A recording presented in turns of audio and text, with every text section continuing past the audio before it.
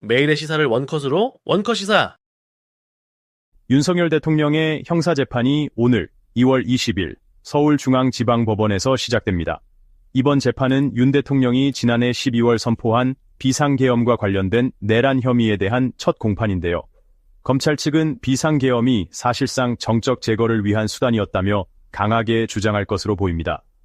반면 변호인단은 국가 안보와 질서 유지를 위한 불가피한 결정이었다며 헌법과 법률에 따른 정당한 조치였음을 강조할 전망입니다. 헌정사상 전례 없는 현직 대통령, 형사재판, 과연 법원은 어떤 결론을 내리게 될까요? 여러분의 생각은? 오늘 오후 헌법재판소에서 윤석열 대통령 탄핵 심판의 10번째 변론이 열립니다. 이번 변론은 헌법재판소에서 예정대로 진행되며 윤 대통령 측의 기일 변경 요청은 받아들여지지 않았습니다. 이번 변론에는 한덕수 국무총리, 조지호 경찰청장, 홍장원 전 국가정보원 차장 등 핵심 증인들이 출석할 예정인데요. 한덕수 총리는 비상계엄 선포 직전 열린 국무회의의 절차적 정당성에 대해 증언할 것으로 보입니다. 홍장원 전 차장은 이른바 홍장원 메모의 신빙성에 대한 신문을 받을 예정입니다. 조지호 경찰청장은 윤 대통령으로부터 국회의원 체포 지시를 받았다는 진술과 관련된 신문이 예상됩니다. 이번 변론에서 이러한 주요 쟁점들이 어떻게 다뤄질지 주목됩니다. 과연 탄핵 심판의 향방은 어떻게 될까요? 여러분의 생각은? 미국 연방준비제도, 연준이 도널드 트럼프 대통령의 새로운 관세 부과 계획에 따라 금리 동결을 결정했습니다.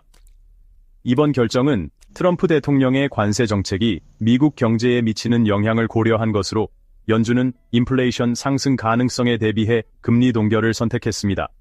트럼프 대통령은 최근 소셜미디어를 통해 금리는 내려가야 하며 이는 다가올 관세와 함께 진행될 것이라고 밝혔는데요. 이는 금리 인하와 관세 부과를 동시에 추진하겠다는 의지를 표현한 것으로 미국 경제에 복합적인 영향을 미칠 것으로 예상됩니다. 연준은 이러한 관세 정책이 인플레이션을 자극할 수 있다는 우려로 금리 인하를 보류하고 동결을 선택했습니다. 전문가들은 이러한 정책들이 수입품 가격 상승과 인플레이션 압력을 높여 소비자와 기업 모두에게 부담을 줄 수 있다고 경고하고 있습니다. 과연 이러한 정책들이 미국 경제에 어떤 영향을 미칠까요? 여러분의 생각은? 삼성전자의 핵심 반도체 기술을 중국 경쟁사에 유출한 혐의로 기소된 전직 부장 김모 씨가 1심에서 징역 7년을 선고받았습니다. 김 씨는 2015년 삼성전자를 퇴사한 후 이듬해 중국의 신생 반도체 업체인 창신 메모리 테크놀로지 CXMT에 입사하여 18나노 D램 개발에 참여했습니다. 이 과정에서 삼성전자의 정보를 무단으로 유출한 혐의로 재판에 넘겨졌는데요.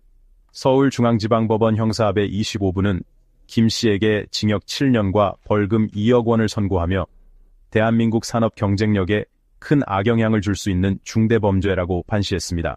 또한 김 씨와 함께 기술 유출에 가담한 삼성전자 협력업체 전 직원 방 모 씨에게는 징역 2년 6개월이 선고되었습니다.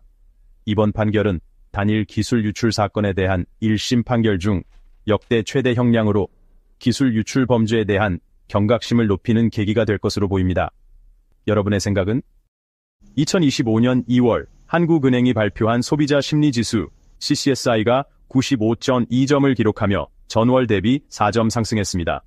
이는 지난해 12월 비상계엄 사태로 인한 급락 이후 2달 연속 상승세를 보이는 것으로 정치적 불확실성 해소와 경제 회복에 대한 기대감이 반영된 결과로 분석됩니다. 그러나 여전히 기준선인 100을 밑돌고 있어 소비자들의 전반적인 경제 심리는 다소 비관적인 상태를 유지하고 있습니다. 특히 향후 경기 전망과 가계 수입에 대한 기대는 소폭 개선되었으나 물가 상승에 대한 우려와 고용 불안 등으로 인해 소비 심리가 완전히 회복되지 못한 것으로 보입니다. 전문가들은 정치적 안정과 경제 정책의 효과적인 시행이 소비자 심리 회복에 중요한 역할을 할 것이라며 지속적인 모니터링과 대응이 필요하다고 강조합니다. 과연 앞으로의 경제 상황은 어떻게 전개될까요? 여러분의 생각은? 삼성전자가 주주가치 제고를 위해 3조 원 규모의 자사주를 소각하고 추가로 3조 원어치의 자사주를 매입하기로 결정했습니다. 삼성전자는 최근 이사회를 통해 보통주 약 504만 주와 우선주 약 691만 주를 오는 20일 소각할 예정이라고 밝혔습니다. 또한 2월 19일부터 5월 16일까지 약 3조 원 규모의 자사주를 추가로 매입할 계획이며 이 중 약 5천억 원은 임직원 성과급 지급에 사용될 예정입니다. 자사주 소각은 발행 주식수를 줄여 주당 가치를 높이는 효과가 있어 주계에 긍정적인 영향을 미칠 수 있습니다. 그러나 일부 전문가들은 임직원에게 지급되는 자사주가 주가 부양 효과를 제한할 수 있다고 지적합니다. 이번 결정이 삼성전자 주계에 어떤 영향을 미칠지 주목됩니다. 여러분의 생각은? 서울시가 잠실, 삼성, 대치, 청담동 일대의 토지거래 허가구역을 해제한 이후 해당 지역 아파트 시장이 활기를 띠고 있습니다. 이번 해제로 인해 총 35개 아파트 단지 중 291곳이 규제에서 벗어나게 되었으며 이는 부동산 거래 활성화에 긍정적인 영향을 미치고 있습니다. 해제 소식이 전해지자마자 매도자들은 매물을 회수하고 매수 문의가 급증하면서 매매 호가가 상승하는 추세를 보이고 있습니다. 송파구 잠실동 리센츠 전용 면적 84제곱미터의 경우 지난해 10월 28억 5천만 원에 거래되었으나 해제 이후 호가는 32억 원까지 상승했습니다. 전문가들은 이번 해제가 부동산 시장에 활력을 불어넣을 것으로 예상하면서도 일부 지역의 가격 상승과 투기 수요 유입에 대한 우려를 표명하고 있습니다.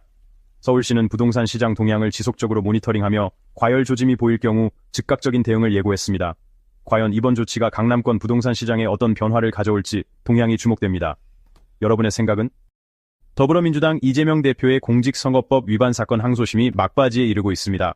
서울고등법원 형사 6, 2부는 오는 26일 오전 10시 30분 5차 공판을 열어 양측 증인 신문을 진행한 뒤 오후 2시 결심 공판을 통해 심리를 종결할 예정입니다. 통상 결심 공판 후 약 한 달 뒤 선고가 이뤄지는 점을 감안하면 이르면 3월 말 선고가 나올 것으로 예상됩니다. 이번 항소심에서는 검찰의 공소장 변경 신청이 허가되어 이 대표의 발언과 허위사실 공표 혐의에 대한 구체적인 심리가 진행되고 있습니다.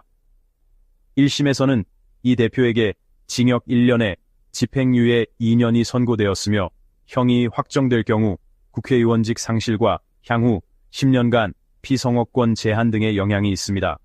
이번 항소심 선고가 정치권에 어떤 파장을 미칠지 주목됩니다. 여러분의 생각은? 매일의 시사를 원컷으로 원컷 시사.